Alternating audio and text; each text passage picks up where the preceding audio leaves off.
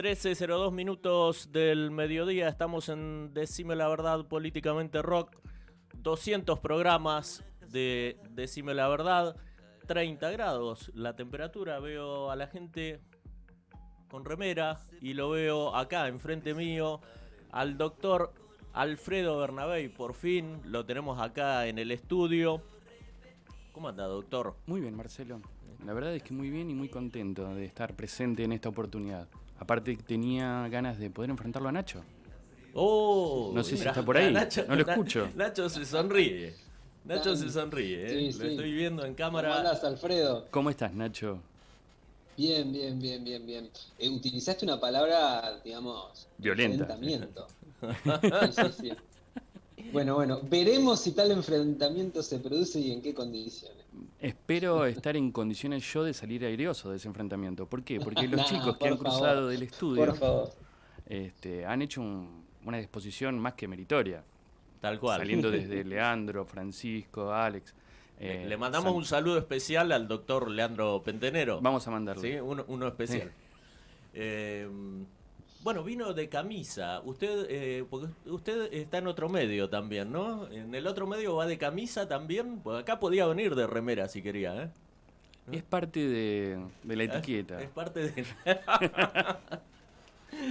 Bueno, Alfredo. Sí. Varias cosas. Una, agradecerte, ya que estamos en los 200 programas y te tengo acá enfrente mío, ya te lo he dicho en otras oportunidades y fuera del estudio de Vorterix Bahía. Primero agradecerte por haber confiado en Decime la Verdad, por confiar en mí, por confiar en Vorterix y por ser parte de quien nos da una grandísima mano para que hoy podamos escuchar y hablar con Lula Bertoldi, ¿sí? Agradecerte por sobre todas las cosas. Lo de Lula es un lujo. Es un lujo. Estoy ansioso, hagamos cortito esto mío, que no va a ser demasiado trascendente para poder estar. Se ríe, Nacho. Para poder estar atentos al recital de Lula. Bien. Y para arrancar entonces. ¿Por dónde querés arrancar, Marce? Contanos, a ver, el resumen. Venís a contarnos un poco, me decías, el resumen de todos los temas que fuimos viendo con el resto de los integrantes del estudio. Bien, Marcelo, más que nada tiene que ver con esta circunstancia. Hoy están cumpliendo 200 programas y siempre es bueno hacer un stop, y este es un stop voluntario, para poder realizar un balance de lo que hemos tratado hasta acá. Vamos a descubrir que hay siempre un denominador común en cada una de las circunstancias de derecho que hemos hablado, y que nos permitiría, si lo aprendemos, si lo concientizamos, si lo incorporamos a nuestro ser, corregir los errores y encaminar nuevamente la voluntad para una acción real. Hoy este stop que yo pretendía hacer de los 200 programas no es el mismo stop que nos impuso la pandemia. La situación de la pandemia, inédita y original, nos ha detenido a todos un poco en el tiempo. Creo que lo que hace la diferencia de las sociedades son los hechos particulares, pero hoy estamos como en un compás de espera. Este compás de espera a muchos nos ha servido para desacelerar nuestra personalidad. Hoy yo, parte de la pandemia ha provocado que vea menos, pero por otro lado he dejado de ser tan chispita, tan inmaduro, tan ansioso por las cosas, para empezar a tomar un stop también y un punto de partida y mirar hacia los costados qué es lo que tenemos y qué es lo que no tenemos. Y sobre lo que tenemos, qué se puede mejorar para adelante. Los chicos han intervenido puntualmente en una serie infinita de temas que no han podido agotarlos en un espacio de 15 minutos ni en 2 espacios. A veces nos lleva hasta un proceso entero y no llegamos a encontrar la verdad. Importante el tema de la verdad. Muy importante. Para este programa sobre todo. Para este programa sobre todo. Lo que hace muchas veces la verdad es liberarnos. En el estudio una de las premisas que siempre hablamos es digan la verdad, porque mantener una mentira en el tiempo es un doble discurso, es un esfuerzo mayor. Claro. Entonces muchas veces la verdad nos libera de las presiones extras. Caímos en pandemia, caímos en legislaciones de emergencia. Emergencia por estos medios, recién escuchaba a Estela que hacía referencia a que había tenido que apurarse a aprender a utilizar los medios tecnológicos. No solamente ha ocurrido en ella, ha ocurrido en todos nosotros y también ha ocurrido en nuestros legisladores. Habrá sido que en realidad no conocían cómo poder llevar adelante su tarea con el aislamiento, y también ha provocado que tengamos legislación de emergencia. ¿Qué sucede con la legislación de emergencia? Alex, en sus exposiciones, cuando ha referido lo que era la temática del derecho laboral, del teletrabajo, ha mostrado que han querido implementar a los apurones institutos que ya venían con un desarrollo posterior de años en otras latitudes y que ya estaban entrando en esa modalidad de trabajo. Acá nos tuvimos que meter de prepo y no es válida la legislación de emergencia. ¿Por qué? Porque deja muchos puntos grises.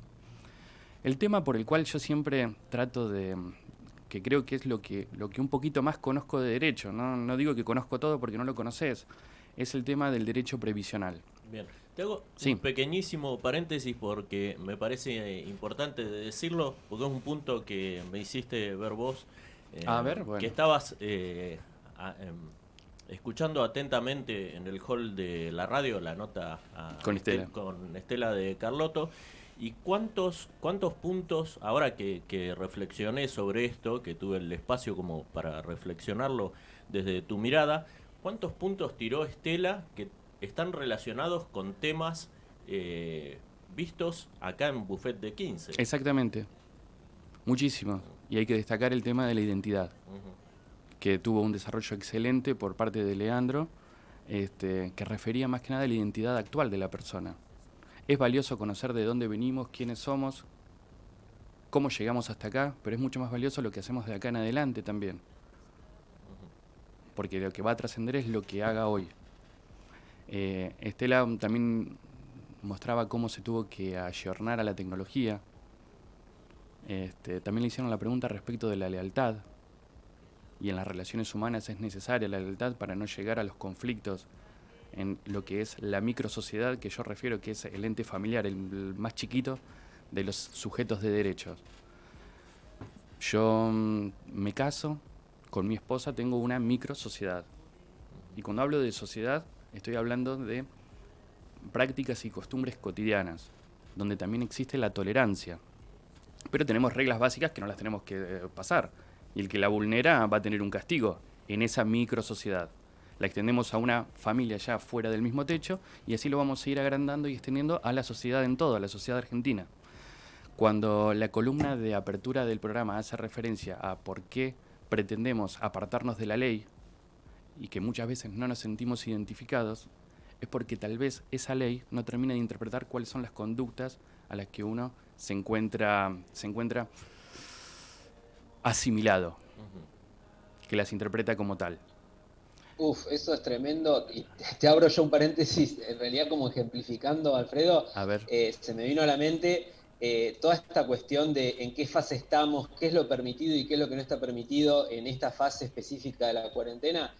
Hay un berenjenal de cosas que uno piensa que se pueden o que no se pueden hacer, que es muy confuso. Entonces, hay veces que la ley no termina de ser clara. Nacho, pero en eso tenés toda la razón.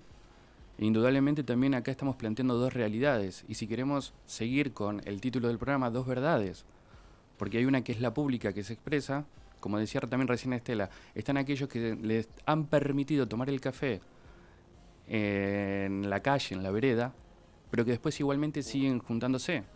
A ver, si vamos a una mirada más opuesta de lo que es el virus que hoy estamos transitando, ¿qué podemos decir? Que es un virus que es destructivo de la sociabilidad del ser humano. ¿Y el ser humano puede vivir fuera de la sociedad? Los límites, ¿cómo los marcamos? ¿Es necesario que tengamos un paraguas, paraguas relacionando a la ley, que nos abarque todas las posibilidades de las conductas necesarias o las que se les podría ocurrir a cada uno de los integrantes de la sociedad? Asimismo, ¿lo podemos convencer? Y aquel que las vulnera, aquel que las violenta, ¿va a tener un castigo o una sanción específica? ¿Cuál sería el organismo de control? ¿Sería tan grande el organismo de control como la cantidad de normativa y población que existe? Por eso tiene que ver también con la responsabilidad. Y esto nos ha llevado a replantear esto. Cuando yo hablo y que digo, la pandemia ha marcado un stop y decir mirar para los costados, también nos hace responsables a nosotros. con el mensaje que transmitimos, con la labor que realizamos, y el mensaje que transmitimos, la labor que realizamos, hasta cómo nos manejamos en la calle. Entonces, no podemos pretender tener legislada y condicionada toda nuestra actividad. Hay un punto dentro de cada uno que ya lo tiene asimilado como propio. ¿Responde el Estado a todo esto que nos estás contando, Alfredo? Desde tu mirada. Marcelo, yo creo que el Estado, en realidad, está compuesto por ciudadanos como nosotros. Y en el común de cada uno tenemos todavía vamos a usar una palabra coloquial, un toque de inmadurez. Yo soy un profesional de derecho, me rijo por la normativa. Las normativas son pautas básicas, algunas un poco más estrictas, otras un poco menos, que pretenden regular conductas, dar beneficios, otorgar beneficios, legislar o condicionar relaciones humanas. Entonces se presume que para que mi trabajo sea mucho más sencillo, la normativa no debe tener grises. Pero por otro lado, en el ejemplo del Estado, y cada uno de los integrantes del Estado y los 3 poderes que integran el Estado, hemos tenido ejemplos o situaciones que han sido sumamente desagradables últimamente en cuanto a quién debe formar esa ley por la cual yo tengo que trabajar y regir vos tu conducta. Entonces entiendo de que todavía estamos en un grado de inmadurez gigante, que también en aquellos estándares superiores, componentes de poderes diferentes del Estado, también está transitando esta circunstancia. Yo creo que nos falta todavía un poco de madurez, un poco de responsabilidad y seriedad en la labor que realizamos.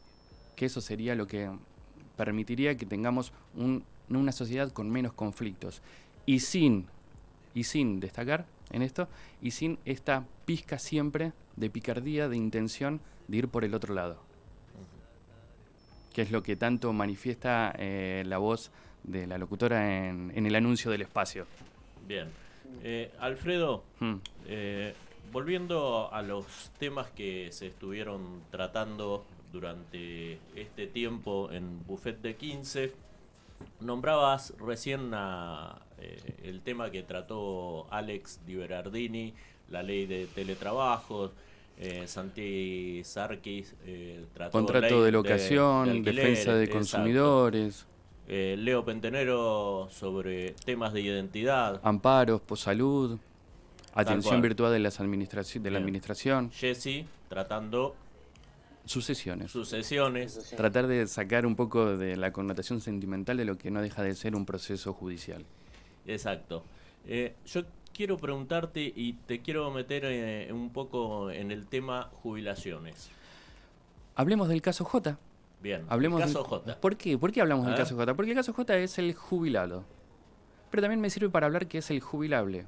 ¿Por qué? Marcelo, vos sos una persona joven, que tiene una antigüedad y una trayectoria de labor y que alguna vez va a llegar, si Dios quiere, a su edad de retiro. Eso está muy lejos todavía. Está muy lejos, por supuesto. Pero, sí. Y no sé, vos fíjate que acabo de cumplir 200. Sí. No sé si está tan lejos. Gracias, Nacho. Un abrazo grande para el estudio. No, el tema puntual es el siguiente. Acá parecería siempre como que planteamos el sector de los jubilados, el adulto mayor, como el sector más desprotegido. Algunos lo plantean como el desprotegido porque no tienen los elementos para poder ejercer presión para modificación, para cobrar, para atención, para lo que fuera, y que deben recurrir a la asistencia legal o a alguna entidad, pero también se los observa no solo como el grupo más vulnerable, la palabra vulnerable hoy es el concepto de moda, sino también a veces como un problema. Entonces, ¿podemos plantear que el jubilado es el problema? ¿Es la causa del desfase del sistema nacional? Todos quienes trabajamos tenemos una doble alternativa: aportar a un país, aportar al sistema para mantener a los jubilados actuales, o decir no, me hago a un costado del sistema y todo lo que yo genere, porque no creo en la jubilación, porque así se ha mantenido en los últimos 50 años, lo voy a invertir en algo que me rinda fruto propio. No me quiero anticipar a la conclusión, Marce, pero para que planteemos las dos alternativas. Entonces, ¿el problema es el jubilado o el problema es el sistema previsional? Y el sistema previsional, ¿a quién involucra también? Involucra al aportante. Y vos, Marce, hoy estás trabajando acá y de golpe tenés un accidente que te va a provocar una disminución en tu aptitud física para trabajar, en tu aptitud laborativa. Y estás en busca de un sistema estatal, previsional, ANSES, que ampare esa contingencia tuya. Sea una enfermedad, sea una disminución en tu capacidad laborativa, o bueno, o si alcanzaste el 100% de discapacidad, que pasaste a otro plano existencial, que tus dependientes puedan estar siendo mantenidos. O sea, ¿cuál es el problema? ¿El jubilado, el jubilable, el sistema previsional o el país?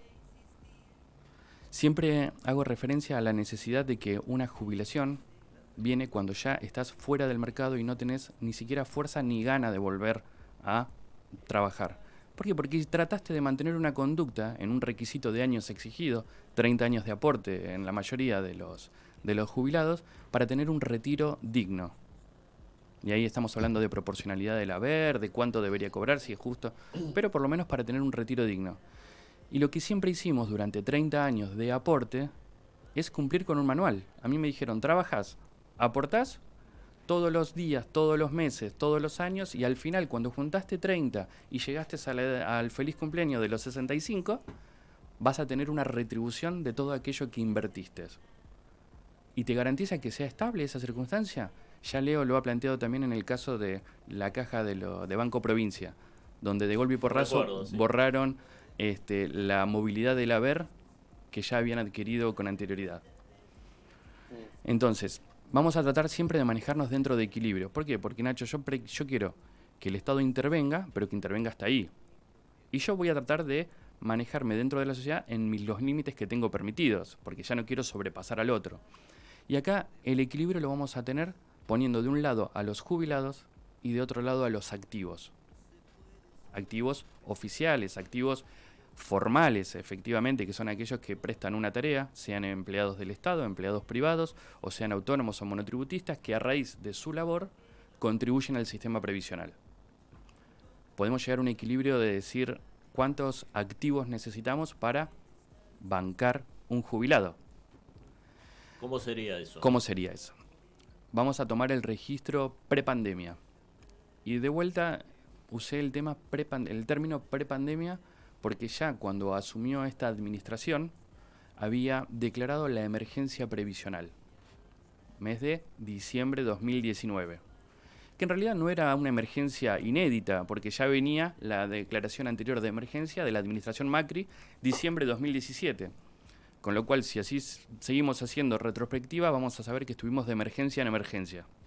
Ha sido continua la emergencia, y más en esta materia. En diciembre de 2019 teníamos una cantidad de 8.800.000 jubilados y pensionados, o sea, personas que percibían un beneficio del Estado, un beneficio contributivo. ¿Qué quiere decir contributivo? Es gente que había adquirido su jubilación o su pensión con motivo de haber prestado tareas sobre las cuales realizaba aportes. ¿Por qué? Porque debajo de esos más o adicionándole a esos 8.800.000, tenemos el resto de las prestaciones que otorgan CES. Tenemos una prestación universal adulto mayor donde no es necesario tener aportes, solamente haber llegado a la edad, pero para la cual no es contributiva porque no necesitamos los aportes, y tenemos las asignaciones varias que apuntan tanto a la niñez, al embarazo. Pero vamos a hablar solamente de jubilados, para tomar jubilados con aportes, 8.800.000. ¿Cuántos activos hay o había en 2019, en diciembre de 2019, para sostener a esos 8.800.000 jubilados? ¿Cuántos había como para poder sacar esa ecuación? Esa proporción. Estamos hablando en diciembre de 12.100.000 aportantes en blanco. Es sencillo. Por cada jubilado, por cada un jubilado, tiene que existir, o había, 1,3, 1,35 aportante activo. Advierto en esto, yo el día de mañana cuando uno percibe la jubilación no es que percibe directamente lo que aportan los activos, sino que también las cajas de ANSES están conformadas con lo que es la recaudación de otros impuestos, IVA, ganancia, cigarrillo, combustible. O sea, no es que solamente ese dinero el aporte va a bancar al jubilado, pero es una ecuación, una proporción demasiado pobre. Ten en cuenta que un empleado promedio de su trabajo, de su labor, le descuentan entre aportes y contribuciones alrededor del 25%. Te iba a decir, estamos al límite. Estamos muy al límite. Muy al límite. Muy al límite. Lo ideal sería una ecuación de 4 aportantes por cada jubilado. Claro. No pretendería que ocurra eso, pero tal vez sí el doble. ¿Y qué necesitamos para eso, Marce? Y esto es más que también que interesante. Necesitamos encarar el problema y hacer una mirada objetiva del problema. Y cuando digo objetiva es apartándola de las banderas políticas y de lo que hizo el anterior para tratar de destruirlo y volver a hacer algo nuevo. Como debería suceder siempre, va. Está bien, claro, exactamente, como debería ser siempre, pero acá lo tomo puntualmente en este sector que es el más vulnerable. Porque mañana hay un descuento X en alguna administración pública nacional o algún impuesto o algún adicional a transportistas, a químicos, a petroquímicos, a petroleros, y vamos a tener calles cortadas, no vamos a estar abastecidos. ¿Cuántas veces por conflictos en refinerías después no tenemos confirmado el combustible en estación de servicio? Y por metidas de mano o achiques en el ámbito del pasivo, del jubilado, ¿qué medida de fuerza observamos del otro lado? No hay. No hay elementos. Entonces, ¿qué voy con todo esto? Estamos en un país donde se necesita generar empleo. ¿Pero qué se necesita? Generar empleo serio. Y el empleo serio es el empleo formal con aporte. El declarar la jornada completa, para que de esta forma el sistema sea un poco más sustentable. Nosotros, insisto, somos inmaduros todavía para poder encarar las soluciones. Observamos los problemas, pero encaramos por lo general soluciones cortoplacistas. Porque si en el mes de diciembre de 2017, gestión de Mauricio Macri, se sancionaba una ley de movilidad jubilatoria, cuya anterior, cuando la ley antecedente había sido sancionada en el gobierno de Cristina Fernández, y ahora, en 2019, 2 años después de la última modificación, Alberto Fernández declara nuevamente una emergencia y suspende la aplicación de esa ley, no estamos llevando adelante medidas que saneen el sistema, que sean completas. Y sí estamos observando que siempre las modificaciones son partidarias. Un ejemplo del cual deberíamos aprender, aunque muchas veces hemos criticado y hemos hasta manifestado con cierta antipatía y altura, es el ejemplo de España. 1993, en España, se observó fehacientemente la circunstancia de que no era posible sostener a la cantidad de jubilados que existían en el momento, ni los que iban a hacer, habían hecho una proyección para adelante. Y en ese momento se firmó el Pacto de Toledo, que era una comisión de funcionamiento constante, en virtud del cual iba a ir observando cuáles eran las medidas para sanear el sistema, para hacerlo eficiente. Ampliación de la edad jubilatoria, suba del aporte o de la contribución, exclusión de los regímenes diferenciales. 1993 se conformó en España y recién la primera medida, que fue elevar la edad jubilatoria a 2 años, aconteció en la década del 2000. Vos decís, la Comisión del Pacto de Toledo no trabajó. Sí, estuvieron trabajando, pero estuvieron buscando la forma de que las medidas que iban a llevar adelante no impacten de lleno o de golpe en aquella persona que había ya transitado los años requeridos de aporte y que estaba llegando a la meta de salida. Acá no ocurre eso. Entonces, fundamentalmente lo que necesitamos para encarar este problema es seriedad, es generar un empleo serio, el aporte serio y, por supuesto, no burlar esta condición que era la previsibilidad. El derecho previsional es decir, yo trabajo de acá en adelante, aporto para el día de mañana tener posibilidad de retirarme, sea porque lo decidí, porque llegué a la edad o porque las condiciones laborales ya no me favorecían.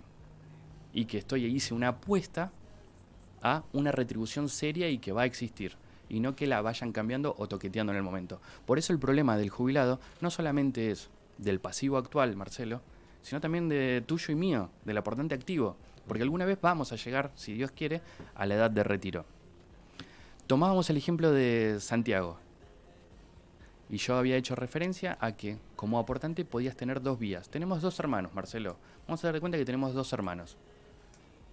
Que había una competencia, una disputa, es más, hermanos gemelos, se casaron con 2 hermanas, así que fíjate, y vivía uno al lado del otro. Uno trabajó toda la vida en relación de dependencia y el otro dijo, no, yo con mi trabajo lo que voy a hacer es armar un departamentito. ¿Por qué? Porque no creo que esto se solucione. Y esta cantinela que yo te estoy refiriendo, la has escuchado infinidad de veces. Infinidad, sí. En el descreimiento. No, yo no creo en el sistema previsional, me armo una casita y la pongo en alquiler. Armé una, armé 2, armé 3, Armé 4 departamentitos. No gran cosa, Marcelo, sino que... Sí, y quien tiene esa posibilidad. Y quien tiene, ¿no? bueno, pero estás haciendo... Mirá, Sí. fíjate que una persona que comienza a trabajar a los 18 años Sí. y pretende adquirir el beneficio jubilatorio a los 65, tiene más de 40 años de posibilidad de tener aportes. Entonces el ahorro ese lo destinó a ladrillos. Ujú. El que llegó a la edad jubilatoria y con sus aportes, juntó los 30 años de aporte y presentó la documentación en ANSES, tiene un cálculo de un haber jubilatorio que en una determinación rápida y sencilla, no me quiero meter en eso porque ya es un tema más puntilloso, va a tener el proporcional a un 40% del promedio de los últimos 10 años laborados. El otro, que nunca creyó, tenía 3 departamentitos. Si alquilaba cada departamentito, iba a ganar un monto similar a lo que ganaría el hermano habiendo trabajado y aportado los 30 años. 2019. Terminó 2019 en emergencia previsional, arrancó 2020 emergencia pandemia. Emergencia sanitaria. Extendimos la emergencia previsional. Y esta emergencia sanitaria permitió que el Estado ingrese a regular de modo unilateral determinadas condiciones. La primera, la del jubilado. Se suspendemos la ley de movilidad. Vamos a darle al jubilado los aumentos que considera el Poder Ejecutivo en base a una cuenta que realiza y que argumenta que le está dando al jubilado el incremento igual a la inflación anual. Esa la podemos desmentir, podemos hablar largo y tendido sobre eso, pero no es así. Pero el jubilado hoy no tiene una regla segura. ¿Cuánto voy a cobrar el mes que viene? ¿Cuánto tendría que cobrar de acuerdo a la fórmula que ya había sancionado el honorable Poder Legislativo? No la tenemos. Estamos esperando a último momento, a finales de noviembre, a saber cuál va a ser el aumento de diciembre. Entonces no tienen las reglas claras, no es seguro, no es previsible. Bien.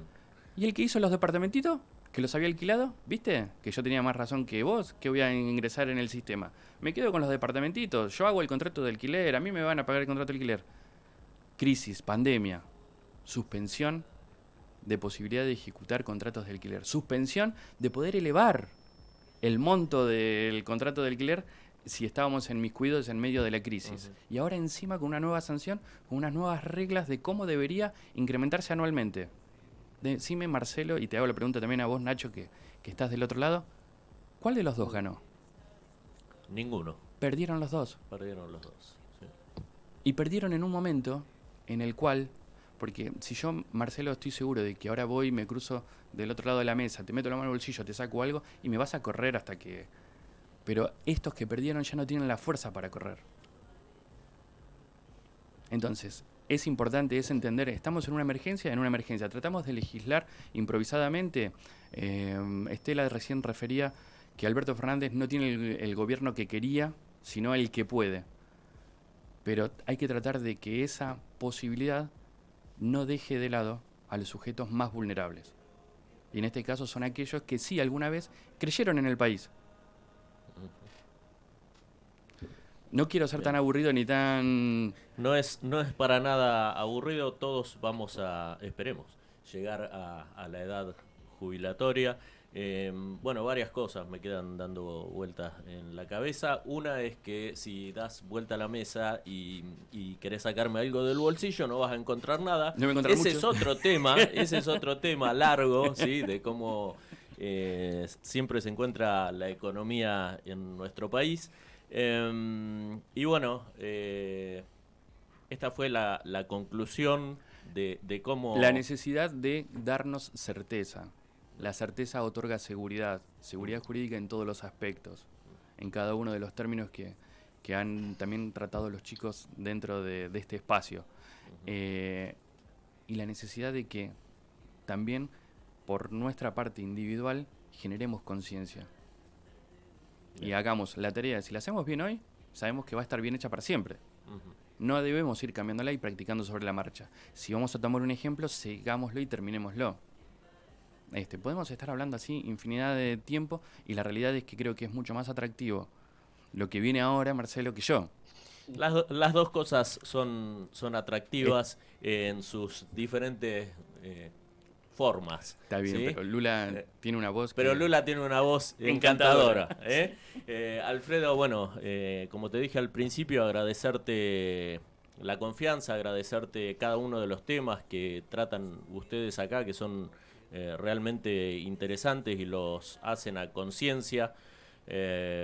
Agradecerte por la posibilidad de esta que nombrabas recién, de que podamos tener, y esto en gran parte tiene que ver con vos, este recital de Lula Bertoldi.